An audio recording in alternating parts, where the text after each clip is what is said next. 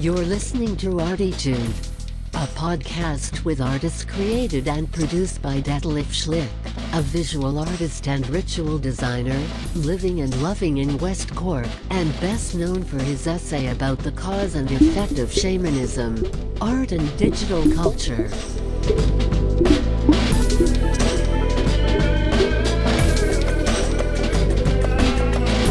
Working in the field of performance, photography, painting, sound, installations, and film, he will dive and discover with us and a weekly creative guest into the unknown and exciting deep ocean of the creative mind. This is Detlef Schlich, and today we dive into the unexpected and mysterious deep ocean of the creative mind on Cape Cleire together with Ed Harper. So if you wonder what is the sound in the background, the wind, we're sitting outside. You can see that actually in YouTube and on a later stage. We're sitting outside, and we had rain already before. Currently it looks very, very, very, very nice, but the wind is still coming and going. So yeah, so don't wonder if you can't understand that. Everything is live. Hi Ed. Hi. It's great to have you here in my show, I must say. I really enjoy my talk. I did enjoy the talk already in my first two parts, where we talked about the arrival of Ed, the first arrival in 1973, and then we didn't finish that actually.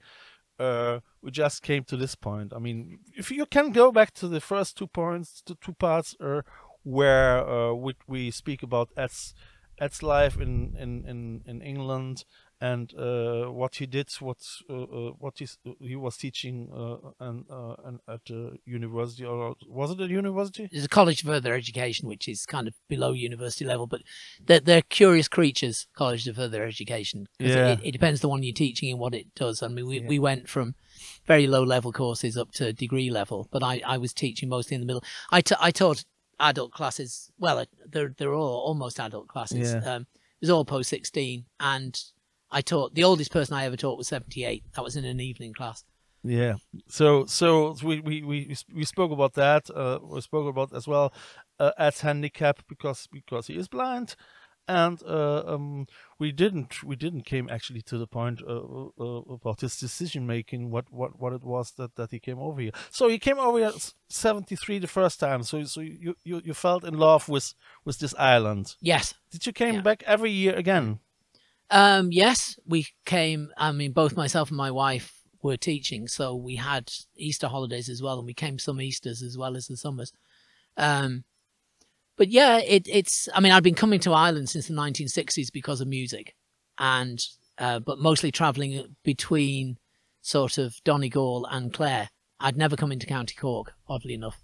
I made one wild attempt to come into County Cork from Ennistimon, which is in Clare. Yeah. Having actually for the first time ever enjoyed some poachine, and I actually, this is in the days before the roads were improved. Yeah. I started at 4 o'clock in the afternoon with the absolute fond belief that I could hitch to Cork, and I got as far as the Cork side of Limerick. But anyway, which was an interesting lesson in itself. Yeah. But yeah, and so anyway, I wanted to come to County Cork, Yeah. and so that's how we came to Cape Cleire. We were in County Cork, Yeah. and by sheer good luck, we came across a leaflet talking about going to Cape Cleire on the ferry. So we did, and as I say, we were told there was nothing here, and discovered a community of about 150 people with 3 pubs, 2 shops, and quite a thriving community at the time. And I mean, now it's very interesting. It's changed massively, really, over the years, physically in some ways, and like the rest of society has. But we're it takes over as well, no? I mean, it is the interesting thing. What I realize is even in Gulleen, all these habits, say these bad habits from city people who are under stress, they come over to the islands too, somehow. to a certain extent? It depends what you mean by bad habits. I mean, farming, when I came here, there were 30 farmers with herd numbers. All right. That's to say, officially recognised farmers, okay? And there were other people who would be growing possibly stuff for their own benefit, but weren't registered. But essentially, pretty well there were, I think, around 45 households, and there were 30 farmers.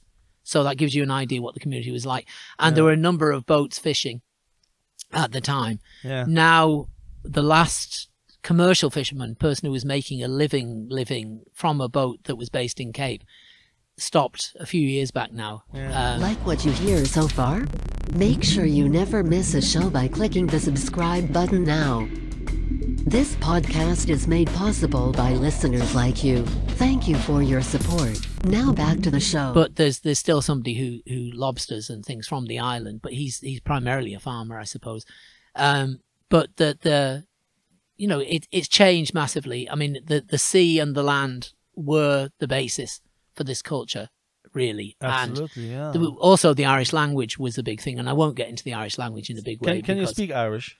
Very little. I could have done about 20, 25 years ago. I still can to an extent. I understand a lot more than I can speak, because I actually did a conversational Irish course that one of the people who was actually married onto the island, sadly mostly isn't here nowadays, actually did a conversational Irish course 4 hours a week from October to March, and it happened to be in the house next door to me here, so I could actually go. I could, you know what I mean, it was in the evening.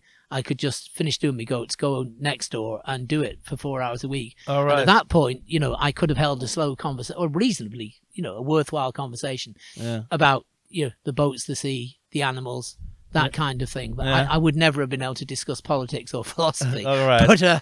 But then who can? But very, very few people in these days in Irish could do that.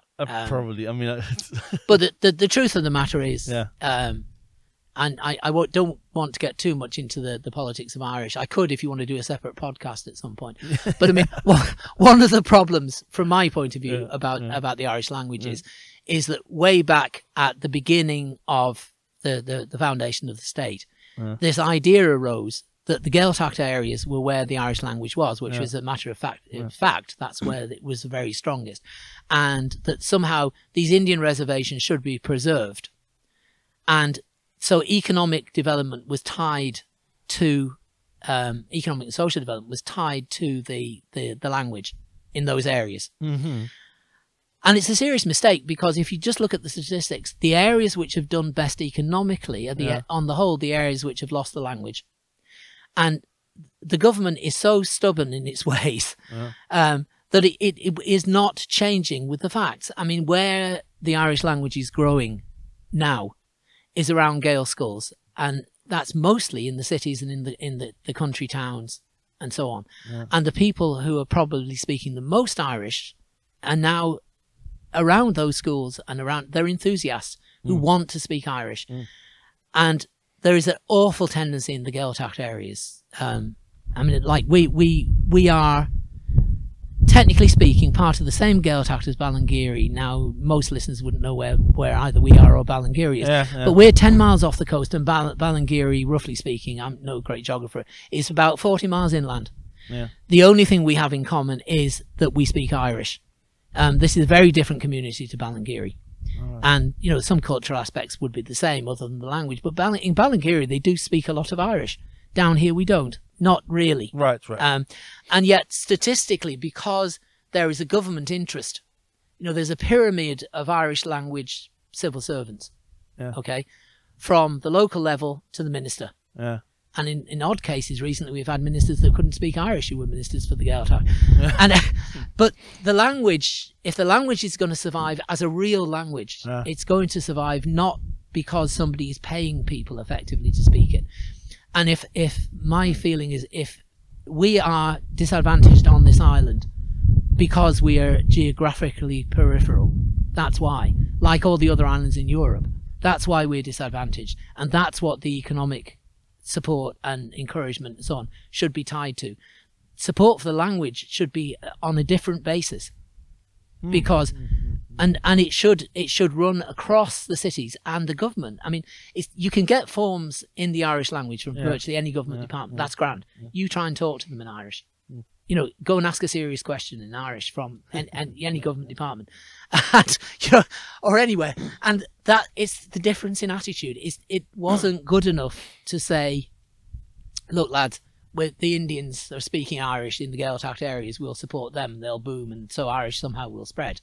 You know.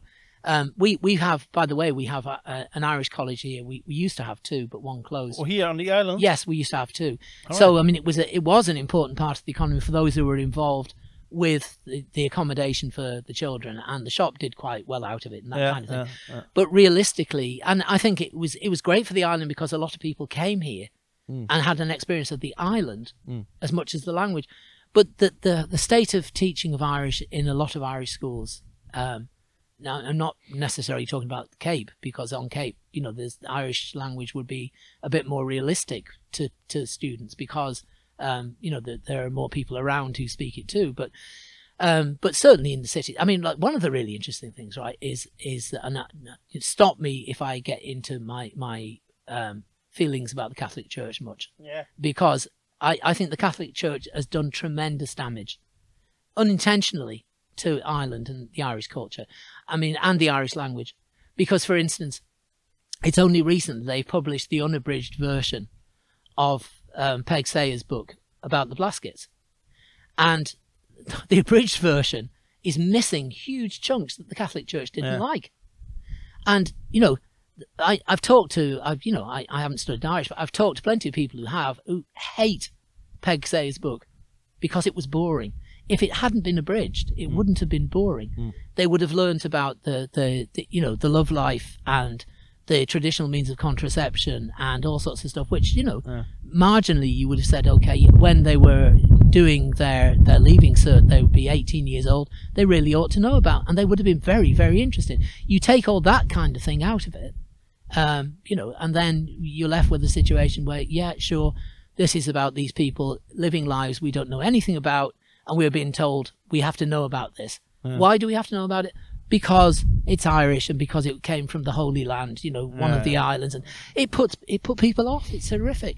And also, of course, I mean, it took a long time as well to create this awareness that state and church should be divided in order to live healthy, it still doesn't exist. I mean, I'm a member of People Before Profit, which is a political party. We formed it in 2005. And, I mean, our policy is that church and state should be separated clearly, and that the education system should not be in the hands of the Catholic Church. No, not at all. But that is not the general opinion. I mean, I think it's increasingly the opinion. But this state, because of the way it formed historically and because of the role given to the Catholic Church, it probably, given credit where credit's due, the educational level in Ireland, certainly in the early days of the state, would have been abominable without the Catholic Church, because the Catholic Church had money and had land. But the trouble is, it had a point of view, and that point of view, it has, you know, basically continued to indoctrinate the children of Ireland with. Now, personally, I'm not particularly religious. Well, that's not true. Maybe I'm a religious person in some ways, but I don't adhere to any of the organized religions. Have you ever been in a church? But you mean physically or otherwise? Oh yeah, no. I was christened into the Church of England, and when in the days when we had a Church of Ireland rector in Skibbereen who was enthusiastic about coming out to the islands. I mean, we have, I say this for the island, and I hope I haven't offended anybody who happens to listen to this on the island, but I mean, we had a very ecumenical attitude to religion on this island, and have historically had it, really, certainly from the 20th century onwards, because those of us who weren't Catholics came to a decision that if the rector of the Church of Ireland wanted to come out to Cape Clear to do a Church of Ireland service, we would all become Church of Ireland for the day. And that at the time gave us probably a congregation of about 10 or 12. There's probably less than that now. And very rapidly, we developed a Catholic supporters club. So, I remember one Christmas, we actually had more Catholics actually because it was also a party as well. After the service, it was a party. And we actually had more Catholics at it than not. And like when my older son was christened, we actually borrowed the Catholic Church, and it's an interesting question, but I mean, we had a christening with church violin rector and the priest at the time, the Catholic priest at the time. Okay, so you could argue about whether or not he was. Apparently, there was some discussion at the time about whether if you doubly bless holy water, is it like maths, like is it additive or does one cancel the other? But anyway, they resolved the religious difficulty. We didn't have to worry about that. But no, and even there's a story which I assume is true because I've heard it from several sources. But if you go back to I think it was just after the Second World War. And there was a Protestant family on the island, and the last of the siblings died. And he said he would be damned before he would convert to Catholicism, just so as to get buried, with religious rites and whatever else. And if he needed to, he'd go to heaven on his own. And anyway, the priest who was here at the time and the person who was involved with keeping the graveyard up and so on, decided that this was awful, and the people of Cape Clear, the community here, decided this was awful. And at the time, of course, it was a sin for Catholics to go onto Protestant land, so they couldn't go into the graveyard. So the priest and the person who tended to help families, normally the family here would dig the grave, and other people would help if necessary. We don't have official paid council grave diggers. But as the story goes, and I presume it's true, that what happened was the community gathered round the outside of the graveyard, and the priest and the person who used to help with the graveyard actually physically buried the person, kind of put him in the ground. And then the whole of the community said, a couple of decades of the rosary from outside the graveyard on the principle that, they didn't want to offend his susceptibility. They didn't want to commit sin, but they were damned if a member of Cape was, going to go to heaven or otherwise on his own. That has always been, as far as I can see, except possibly not way back in the 19th century when you had colonial missionaries effectively here taking advantage of the famine to try and get official conversions. But nice. I mean, other than that, certainly since that, I mean, Cape is a very strong community, and I can't speak for new families that have come in recent times, but certainly for us. So then, okay. We're still there. We at 97, 73, and you came a couple of times over here. So and then your decision came in the 80s. You came over here for good. When was it? Moved in 1979. 1979. Yeah. So what? I mean, it must be a strong decision because you still had your job in England, and it was very, very well paid and everything. Oh yeah, I'd have been a much richer person if I'd stayed in teaching. And I mean, there were people who I worked with when I was teaching who said to me, well, I mean, why don't you just carry on teaching? Because I mean, like, you could retire. I think in those days we could have retired at 54 or 55. Yeah. And I said, because of the time I'm 54 or 55, if I haven't got the farm running, I'm not going to be physically capable. Yeah. Do you know, I'm going to be on the slide down, not on the way up. And I mean, anybody who's thinking to start the farm. How old are you now?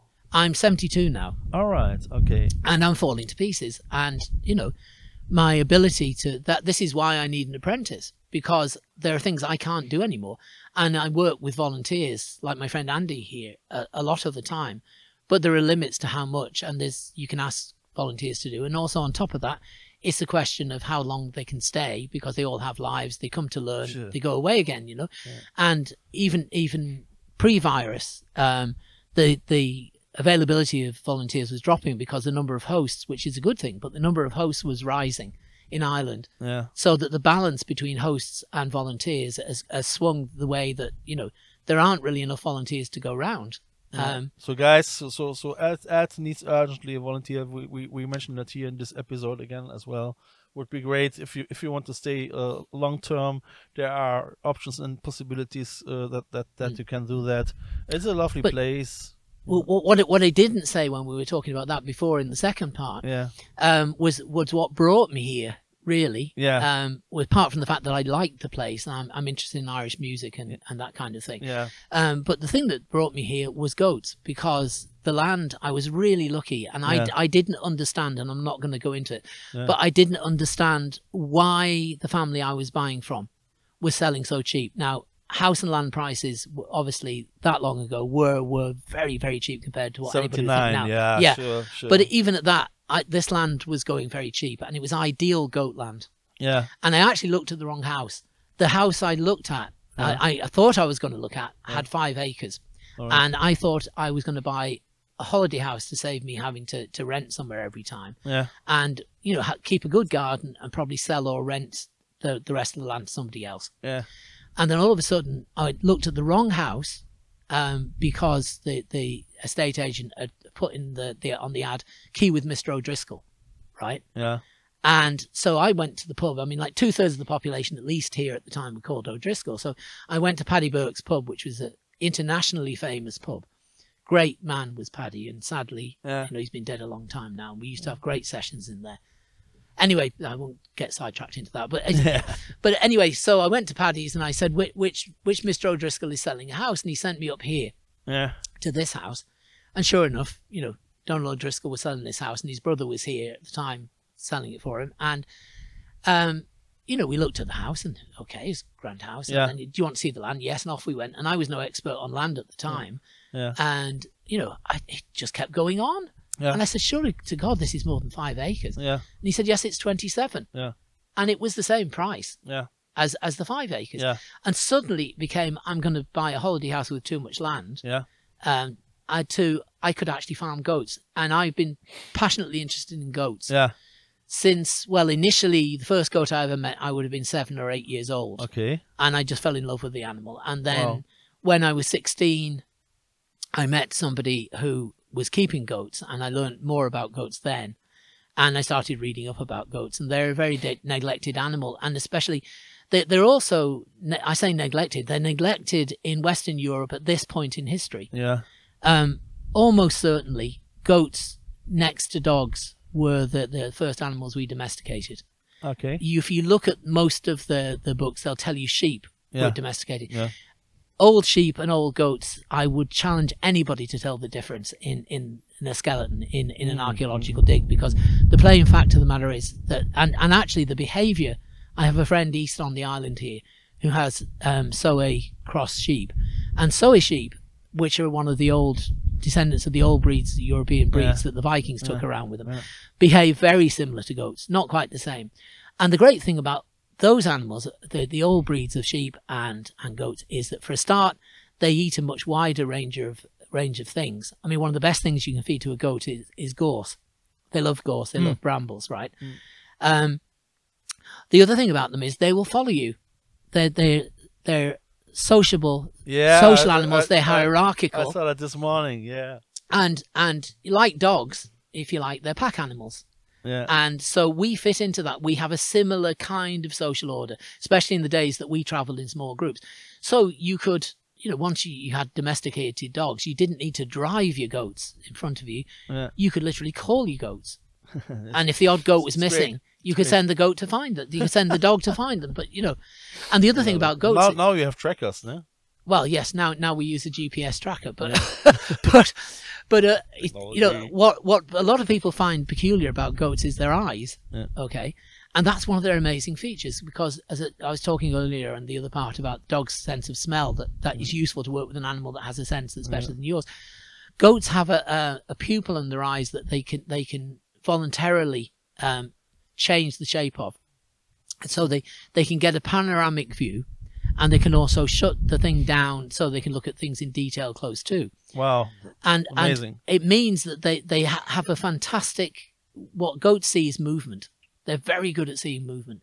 And if you try and think yourself back into what it must have been like in the days when we as a useless prey animal were wandering around thinking, if we had allies with a fantastic sense of smell and a damn good set of teeth, i.e. the dogs, and we had other allies that you know, basically could turn stuff we couldn't eat into stuff we could eat, i.e. milk and meat, and had great ability to see movement.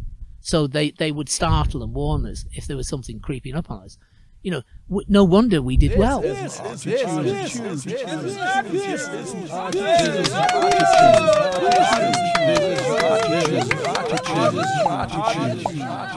know, we had 2 allies, and we should still have those allies. Yeah. And that's the only reason I've been able to do what I've been doing. I've had those 2 allies for the past 42 years, well, 46 years. Is there special literature about this? I mean, I would be interested in it, actually. Not in, I'd say, exactly in that form, because this, yes, you can read about goats, yes, you can read about dogs, but would be difficult to find that sense of this. I've never seen that written down, but then never looked for it, really.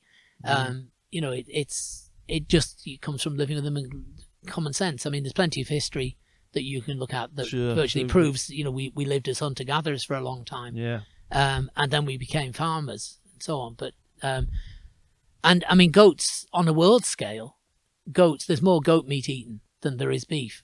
But the reason the cow dominated the Western Europe essentially in the end was because we did a lot of tillage, and the cow was a useful transport animal and means of power.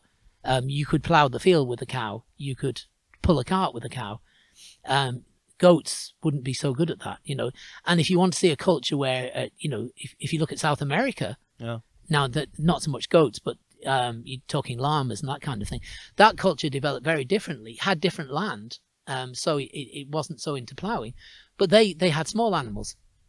And you know what followed the cows in Western Europe was the horses. Once people got the idea horses were faster, stronger, but they were specialists. You know, the Mongolia still milks horses on a regular basis. So I gathered as Kyrgyzstan, because I was talking to somebody from Kyrgyzstan the other week who came to see me. But essentially, mostly horses were specialized as power units. Okay, in South American cultures, especially the high altitude cultures, llamas were the thing. And they can only carry a certain weight. They're bigger than goats, but there's only a limit to what they can carry. But they were suited to the kind of land. So when you had the Spanish came along with horses and weapons, you know, no wonder they wiped out fantastically, you know, well-developed civilizations, because they brought new technologies. And in Western Europe, the cow was great because the cow was multi-purpose. It could do the physical work, but it could also provide the milk. And these days, you know, there's more interest in old breeds. In Ireland, you'd find much more interest in old breeds than there were. And actually, if you're thinking of coming to Cape Clear, which I hope everybody who listens to this is, there's the farm that's immediately south of me has Kerry cattle, and Kerry cattle were effectively one of the old breeds that was a household breed that was, you know, produced milk. High solids milk, so you could make yogurt, cheese, whatever. Though on the whole, the Irish you're going to do it as well with your goat milk. You know? Oh, we standardly make ice cream and we make cheese and we sell those and burgers as well. So you get that's what we do with the surplus kids, but don't tell the mothers. I mean, we have a sign here: ice cream, cheese, and sausages. Courses by arrangement. Visitors welcomes. I can't keep it up now because this setting here doesn't allow to read. But Andy, so if you come over here between us, so this is the original sign. Can you see it? Hang on, have a look. Have a look. All right, so we're still running. That works. Yeah. Hang on. Can you keep it a little bit lower, Andy? Yeah. Cool. Yeah. Wow. So, thank you very much. That's all right. I don't know whether you would have recorded the sound, but my assistant is arriving, my cat. Who is, I presume it's Trotsky, who is named after the Russian revolutionary. So we are. It's great. Thank you very much. I mean, we're almost at the end, and we are actually happy that we could make it without too much rain and without getting too wet. At least we got a little, I think, in these 3 episodes, a little idea of your life and what brought you over here. That's very nice. And And yeah, I mean, if anybody is interested in coming to visit or whatever, there's usually tea. And I measure problems by the number of teapots. So if anybody wants to come and chat about things or whatever, if you want to learn about goats, do that soon. But hopefully, I heard a thing on the radio the other day that the average expectation of life in Ireland for a male is 82.5. So I've got about 10 years if I live the average length of time, as long as I don't crack up suddenly. So, you know, if you're coming, come soon. It would be great. Thank you very much. And I mean, also, so you have a song for us, no? Yes, I could have lots, but we haven't got time. We have time for one song for sure. Well, perhaps what I ought to do is I'll sing you a song that was just because I approve of the politics, and it was just to prove I'm not that anti-religious. It was written by a priest who actually served as a priest on the island here at the time of the land wars and the land league, and he wrote this song. And I didn't realise that I learnt this song in the northeast of England from somebody from the very far northeast of England, and I didn't know Cape Clear existed, and I learnt this song and I came here and I sang the song here, and people kept saying to me, that's a great song, the old people had that song. I now know why. But anyway, here we go. Ed Harper. One evening of late into Bandon I strayed, when bound for Clonakilty I was making me way. At Ballinascarty some time I delayed, to wet me old whistle with porter. Now I hadn't but travelled 1 mile on that road, when I heard a dispute in the farmer's abode, twixt the son of the landlord, the ill-looking toad, and the wife of that bold tenant farmer. Oh, you cattler, the bold tenant's wife, she's replied, you're as bad as your daddy on the other side, but the National Land League will pull down your pride, for we're able to bear any storm. And our branches extend through the country and town, protecting the tenants, their houses and ground, and the rent we owe, why, we'll pay you £1 if you'll clear our receipts by the morning. When he's heard of the Land League, then his lips they've turned pale, crying what good could they do but be clapped up in jail. The rent you owe you must pay by next gale, advance they will give you no quarter. For your husband was drinking in town last night, bawling and a-cursing for the bold tenant's rights, but the month of October will put you to flight, so just join your friends o'er the water. 'Twas then he passed by the bush where I lay, and as he passed by me I have heard him to say, oh, I wish to me God I was 10 miles away from the wife of this bold tenant farmer. Then she shouted hallay, and I answered halloo, and he showed us his back, and like lightning he flew, crying God bless the Land League and old Ireland too. And I whistled me tune, Maratoshe. Then I picked up me stick, and I spat on me fist, and up the coach road like a deer I did lick, and I cared not for landlord nor bailiff nor old Nick, and I sang like a lark in the morning. And the funny thing about that is it's always known as the bold tenant farmer, which tells you something about Irish society, because the one person who never appears is the bold tenant farmer. It's his wife that does the work. No, that's true, yeah. Okay, on this note, thank you very much for being in my show. It was a pleasure to have you and to talk with you, Ed. That's a pleasure. I enjoyed it. Have a great day, and goodbye. Bye. Ciao. This is a listener-supported show. I feel honored if you subscribe this show. Right. You can follow me non-financial with the following click on one of my Instagram accounts, or subscribe the visual version of this podcast on YouTube via the link below. If you like what you hear, be sure to tune in this Sunday for the third part of this ArTEEtude audio triptych.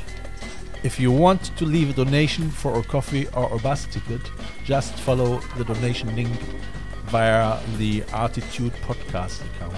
Eventually, I would like to thank, through this medium, all my members and listeners of the I Love West Cork Artists Network from all over the world.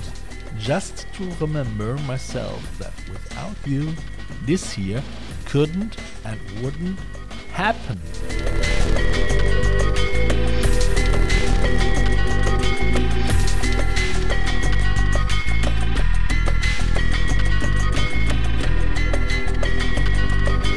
You have listened to ArTEEtude, West Cork's first art, fashion and design podcast. ArTEEtude, never so close again. That was too close.